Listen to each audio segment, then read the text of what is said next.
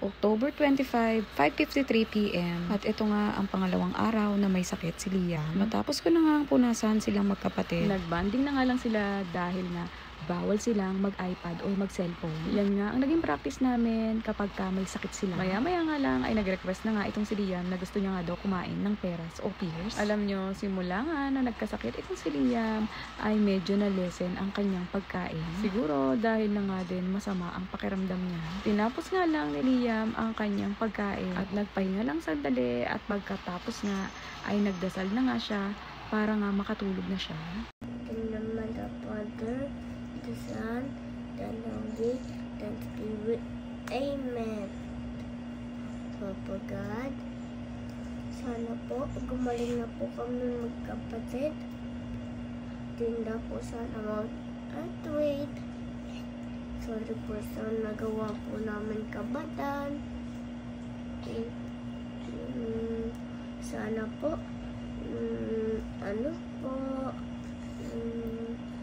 lagi po kayo nasa tabi po namin. In Jesus' name, Amen. In the Father, the Son, the Holy, the Spirit. Amen. Sana po, Papa God, di po ka mag-bad dream.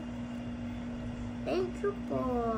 Kaya lang, maya-maya nga lang, habang nag-good night nga sa akin tong si Liam, ay nakita ko nga na may tumutulong dugo sa kanyang ilong. Agad ko nga kinontak ang kanyang pedya, kaya lang, hindi na nga sumasagot. Kaya naman, kinontak ko ang isang follower ni Liam na pedya din. At eto nga yun, si Doktora Bautista. Agad niya nga ako tinawagan. Noong sinend ko nga ang video ni Liam na nagdudugo ang ilong ni Liam, ang advice niya nga ay dalhin ko na nga daw si Liam sa ER para mapalaboratory nga itong si Liam. Hindi nga lang si Liam ang nagdudugo ang ilong, pati na rin ang kapatid niyang si Riley. Kaya naman hindi nga lang si Liam ang dinala namin sa ER, kundi pati na rin si Riley. Agad naman kami nag-prepare at pagkatapos nga ay bumiyahin na nga kami papuntang ospital. Malapit nga lang sa amin itong ospital na to at sa mga puntong ito nga ay 11 na ng gabi. Pagdating nga namin dito sa ospital ay dumiretso na nga agad kami dito sa emergency room. Pagdating nga namin sa emergency room ay agad naman kaming inasikaso. Agad ngang thermometer itong magkapatid at chinek na rin ang kanilang vital signs. Kasunod na nga dyan ay isa-isa na ngang tinimbang itong magkapatid. Habang ako naman ay kinakausap ng nurse kung ano nga daw ang nangyari dito sa dalawang bata. Pinakita ko nga sa nurse na 2 beses nga dumugo ang ilong nito ni Liam. Parehas na nga rin ng kay Riley. Matapos nga niyan ay in-advise nga kami ng doktor na kukuhanan nga daw ng urine itong 2 bata at pagkatapos ay kukuhanan nga rin sila ng dugo. Kinausap nga kami ng nurse na paghihiwalayin nga daw nila ng bed itong si Liam at saka si Riley. Dahil nga baka daw makita ni Liam na tinuturokan si Riley, matakot at hindi na nga magpakuha ng dugo. At the same time is baka nga daw magwala pa. Nako, iisa nga lang ang sagot namin ni Daddy C at confident nga kami. Na sure nga kami na hindi sila mahihirapan na kuhanan ito ng dugo si Liam. Sa harap nga nila ay kinausap nga namin si Liam na kukuhanan siya ng dugo at ang sabi nga ni Liam ay wala nga daw problema at hindi nga daw siya natatakot. Bilib na bilib nga sila at parang wala sa mukha ni Liam na kinakabahan siya. Nako, ang totoo, mas kinakabahan pa nga ang nanay kesa sa anak. Sa mga puntong ito nga ay hinahanapan na nga ng ugat itong si Liam. At noong nahanapan na nga ng ugat ay hirap naman si nurse dahil nga daw umuurong daw ang ugat ni Liam at manipis nga daw. Nakailang patusok-tusok pa nga kay Liam kaya naman si Daddy C ay nawawala talaga sa mood. Kung bibilangin nga namin ay lagpas nga sa 8 ang tusok ni Liam. Ang dahilan nga sa amin ay hindi nga daw makita ang ugat ni Liam. Buti na lang nga ay matapang itong anak ko at talaga namang strong na strong talaga siya. At eto na nga sa mga puntong ito nga ay si Riley naman ang kukuhanan ng dugo. Yan nga naghahawak kay Riley ay pinsan nila Liam na pamangkin ko. At yan nga yan si Ate Denise. Sa mga puntong iyan nga ay hinahanapan na nga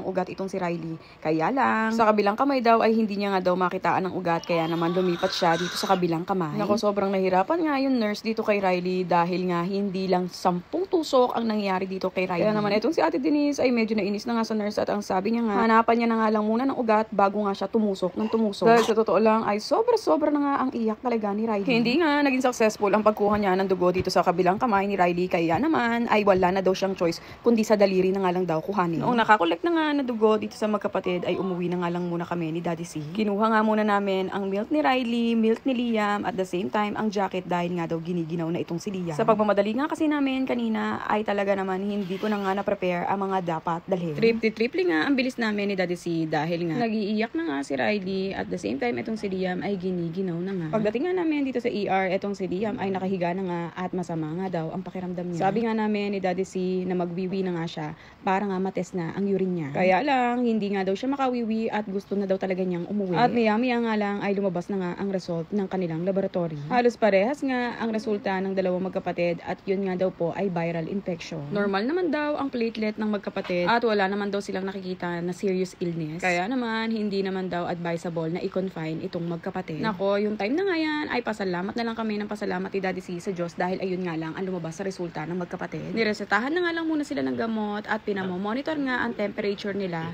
time to time. Dahil after 3 days, kung walang changes, ay kailangan nga namin ulit ibalik itong magkapatid sa ER. Matapos nga yan, ay pumunta na nga ako dito sa cashier para nga makapagbayad. Nako, bigla nga ulit ako na-stress pagdating dito sa cashier dahil nga, pag-check ko nga sa bag ko ay wala pala akong dalang wallet. Buti na nga lang at may online banking sila at sa awa ng Diyos ay nakalabas nga kami. Matapos nga yan ay nagpadaan nga itong si Liam sa McDo at umuwi na nga kami.